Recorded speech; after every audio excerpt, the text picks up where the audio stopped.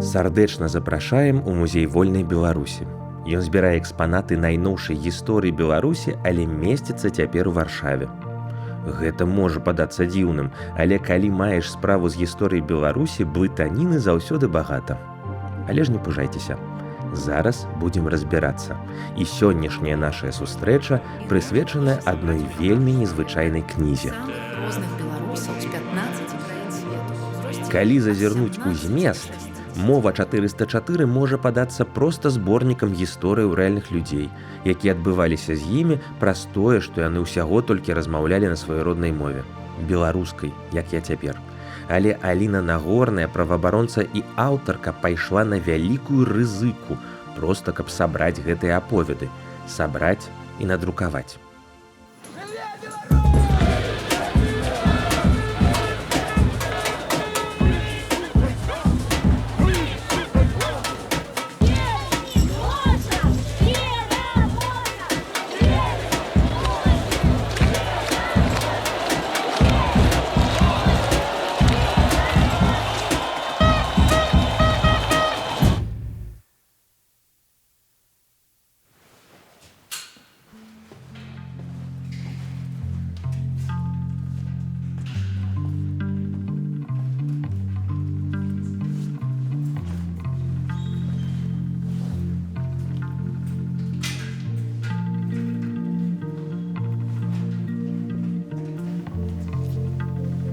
Музей вольнай Беларусі ўзнік у 2022 годзе. У яго калекцыі экспанаты, прысвечаныя барацьбе беларускага народу за сваю свабоду. Кнігу «Мова 404» апублікавалі ў сакавіку 2021 года. Яна сталася апошняй краўдфандынгавай кампаніяй у Беларусі. Але не толькі гэта робіць яе унікальную.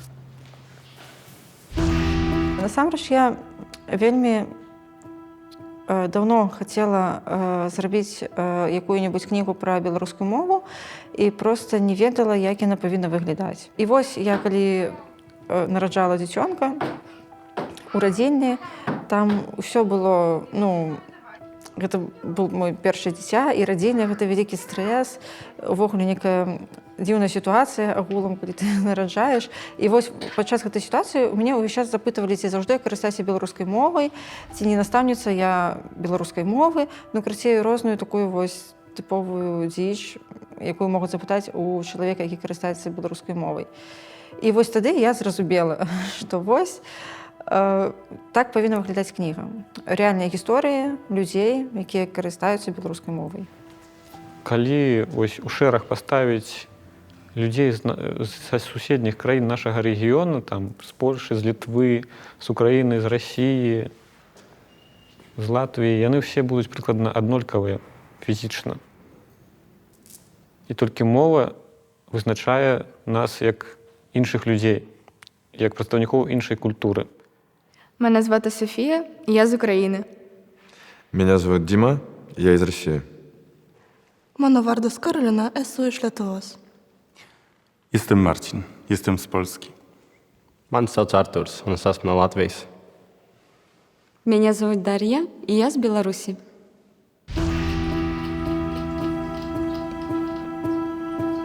Магчыма, першыя звароты за беларускую мову, каб яе пашыраць, я напісаў, можа быць, у годзе 2007-2008.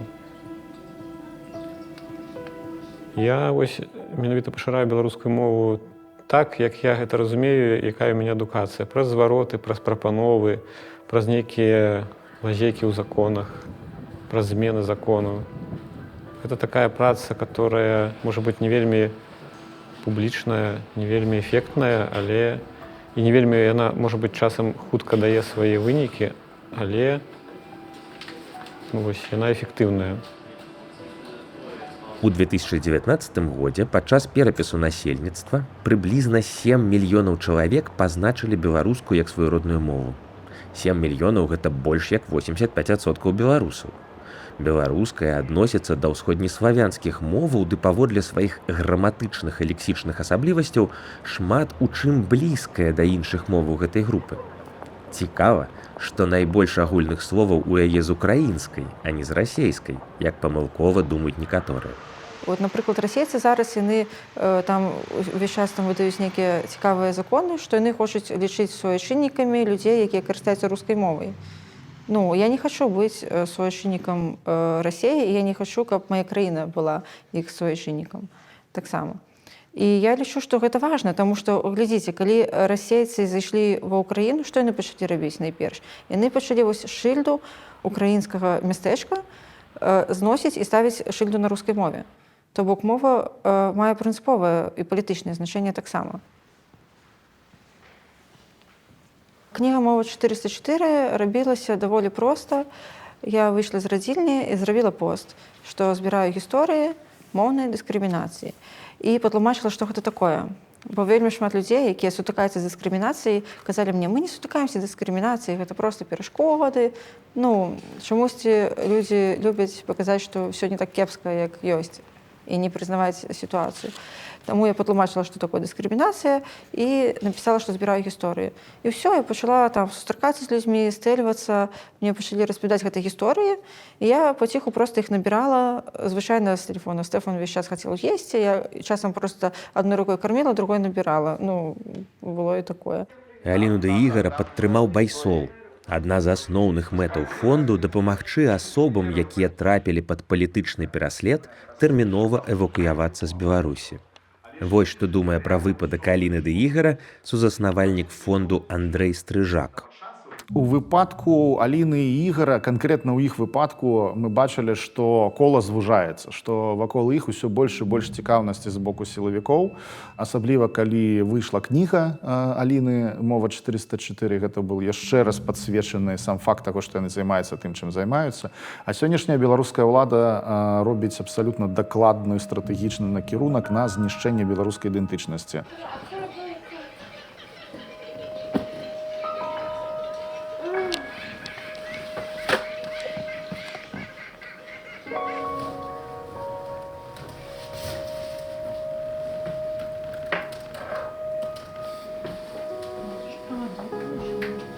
У дзяцей было цікавае дзяцінства з самага пачатку. Увесь час пераязджалі. Ну, можа быць, это нават з аднаго боку было цікава і добра. Стэфан хлопец такі камунікатыўны, яму ён заўжды сыходзіцца лёгка з людзьмі. Прывыкае даволі добра да новага месца. Такі летуценнік, Тадэуш больш сур'ёзны. Можа, проста пакуль маленькі выглядае такім, але таксама добры хлопчык.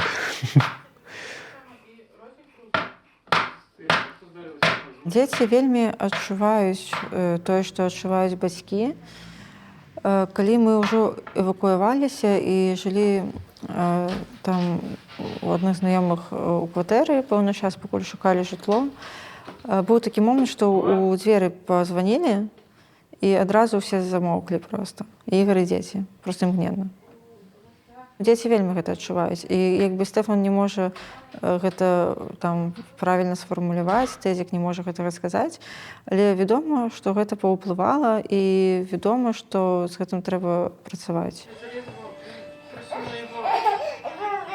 Гэта абсалютна рэалістычная сітуацыя згубіць сваіх дзяцей праз незадаволенасць уладай. Напрыклад, ёсць такі інструмент, які называецца сацыяльна небяспечнае становішча.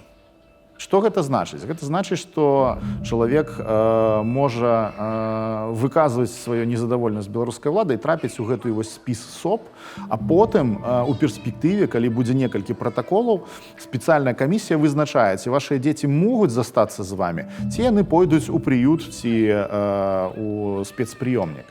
І гэты стрэс увесь час людзі перажываюць, адчуваюць, што яны могуць згубіць сваіх дзяцей, і гэта дадатковы прэсінг. Людзі баяцца выказвацца, людзі баяцца штосьці рабіць. Ігар і Аліна займаліся менавіта тым, што яны спрабавалі зрабіць так, каб беларускай мовы ў прасторы рабілася больш. Рабілі яны гэта нейкімі не зусім відавочнымі спосабамі. Напрыклад, яны дамагаліся таго, каб у прасторы гэтая мова з'яўлялася, напрыклад, на этыкетках прадуктаў, тавараў. Таму што гэта дзіўна гучыць, канешне, але ў Беларусі дастаткова шмат вытворцаў, якія выпускаюць сваю прадукцыю толькі на рускай мове. Рускай, англійскай у лепшым выпадку. А беларускай ўвогуле няма.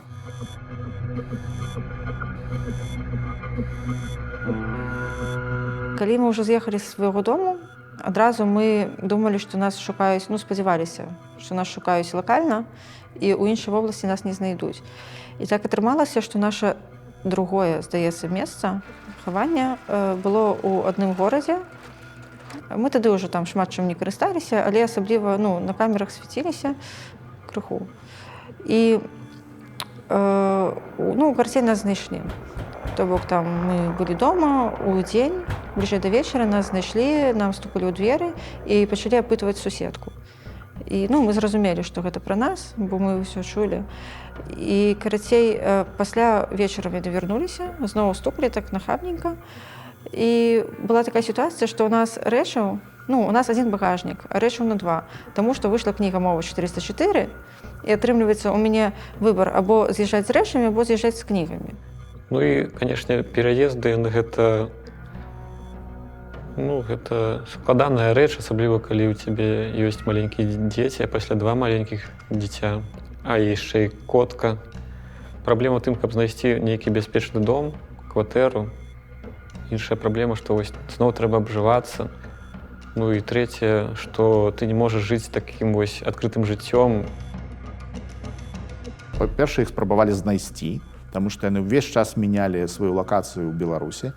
Яны ўвесь час хаваліся, таму што ў Беларусі зараз збудаваная электронная сістэма сачэння за грамадзянамі, якая дазваляе праз дзесяткі тысяч камераў вызначыць, што за чалавек у кадры і даведацца, дзе ён фізічна знаходзіцца. Ёсць немала такіх прыкладаў, калі актывістаў беларускіх арыштоўвалі толькі таму, што яны трапілі пад камеры. Мы, карацей, усю ноч падпісывалі гэтыя канверты, таму што мы людзям павінны былі адправіць кнігі, яны толькі выйшлі тады. І прыйшлося на ўсю ноч з ліхтарыкам, таму што можа, не было дома. Быў першы паверх, то бок ліхтарык свяціў толькі на падлогу, падпісваць кнігі. Па чарзе з іграм, таму што дзіця яшчэ было. Стэфан захварэў, а мы жылі у вёсцы недалёка каля горада, але ўсё ж такі там 5-7 кіламетраў ад гэтага паселішча. І Стэфан захварэў, і ў яго узнялася тэмпература вялікая. А так апынулася, што мы не так даўно прыехалі, і, відаць, у адным з пераездаў забылі лекі такія. Прыйшлося проста ў пешшу пайсці праз лес, у цемры, за лекамі для свайго дзіця.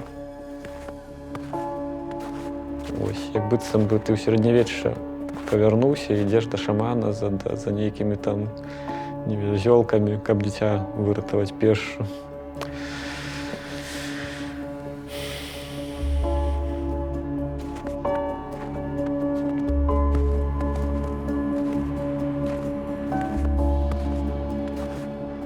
У канцы 2023 года рэпрэсіі ў Беларусі не спыніліся. Аліна ды Ігар з дзецьмі на той момант змянілі каля 10 месцаў пражывання. Адчувалі прыгнечанасць і вялікую стому. Іхнюю эвакуацыю добра спланавалі, але ажыццявіць яе было няпроста. На шчасце, ўсё атрымалася. Прабачце, але я не магу апавесці працэсу больш падрабязна, бо гэтыя маршруты па-ранейшаму дапамагаюць выбрацца з Беларусі.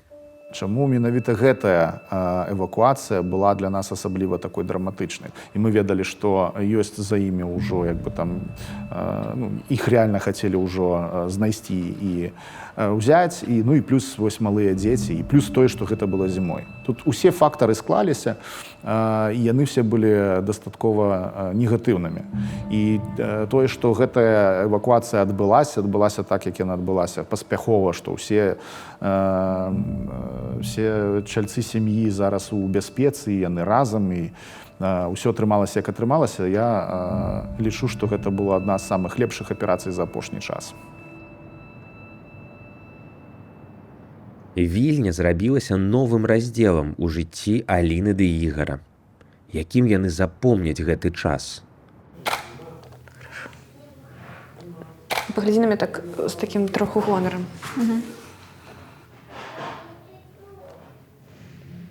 Угу. Трошечку поверни голову. Угу. І усміхнись, крылышко. А є у вас некое ожидание, яке ви загадаєте на Новий год? Вернуся додому, може бути. Ну і ввогуле знести дом. Бо тепер у нас там уже нема дома. А що ви називаєте домом? Ну, це місце, де ти почуваєш себе цілком комфортно. Тобто зараз там, де ви живете, ви хіба ще не вдома, да? Ні. Я так само загадаю. Вернуться додому і жити у своєму домі. Нам вельмі шмат хто задає питання, чому ми так довго заставалися. І увогуле нас вельмі шмат хто не разумеў, што типу, навошта вы застаецеся ў Беларусі, можна ўжо з'ехаць і адсюль нешта рабіць для Беларусі. Але насамрэч, канешне, можна адсюль шмат што рабіць для Беларусі, але не ўсё. Бо некаторыя рэчы ты можаш зрабіць толькі ўнутры. Так адчуваць сітуацыю ты можаш толькі ўнутры. Ну, гэта была ўсё ж такі і ёсць наша краіна, і хацелася заставацца ў ёй. Ну і таксама хацелася як бы не выпадаць з кантэкста, адчуваць вось рытм жыцця людзей, бо калі ты нешта робіш для людзей, то ты павінен іх разумець, і калі ты прапануеш нешта рабіць, ты павінен быць з імі. Ну, увогуле, чаму такое пытанне не задаюць украінцам, якія застаюцца в Україні і воюють за свою країну? Такое пытанне ім ніколі не зададуць. Ім скажуць, ось вы малайцы, вы воюеце за сваю краіну. Ну, а ў Беларусі таксама ідзе, ну, можна сказаць, што вайна, просто там няма такіх зразумелай вайны усім, да? Там няма там фотак разбураных дамоў і забітых людзей. Але мы ўсё адно заставаліся, таму што мы рабілі нешта там для сваёй краіны. Яшчэ раз пазнаёміцца, бачыліся на... Все гэта робіцца польна, то, што там робіцца. І гэта не пакажуць на фота, там гэта не сустрэнеш у СМІ. І вельмі большая частка таго, што робіцца ў Беларусі, яна не даходзіць да замежжа. Проста. Ну, ні ў якім выглядзе.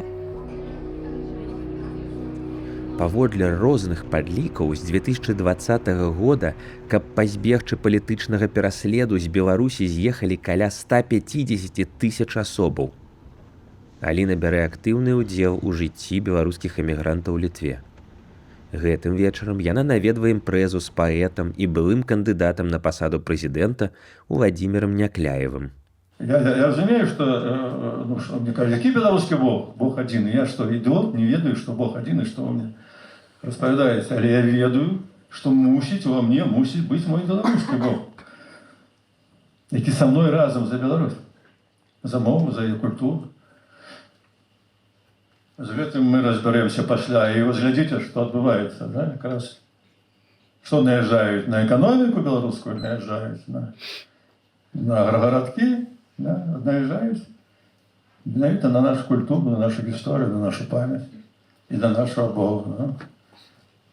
У меня есть верш, який называется «Беларусь», и он складывается с двух всего радков. Белорусы. Что б ни казали, ни пляли, мы не у земли, а на земли. И будем жить мы на своей белорусской земле. И будет она. Да. Привет.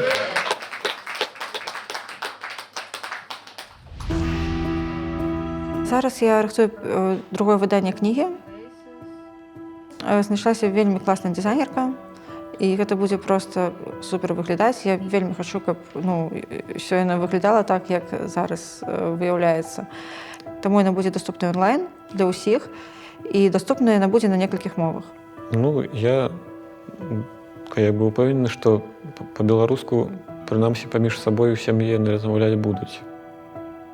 Бо Стэфан ведае беларускую мову, Тадеуш, таксама ведае беларускую мову ўжо, але проста не размаўляе яшчэ. Але тата, падобныя словы ён кажа, іншых ён не кажа.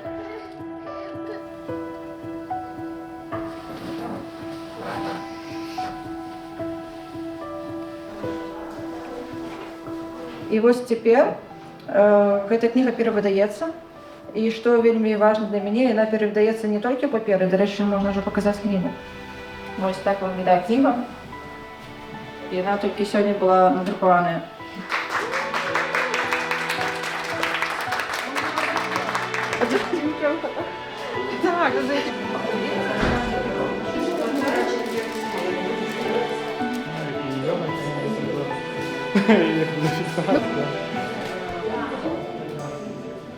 Музей вольнай Беларусі важны для нас, беларусаў. Ён дапамагае захаваць нашу гісторыю, апавядае, хто мы такія, як краіна і народ. Сёння, на жаль, гэты музей у выгнанні і пакуль не можа існаваць у Беларусі. Таму месціцца ў Варшаве.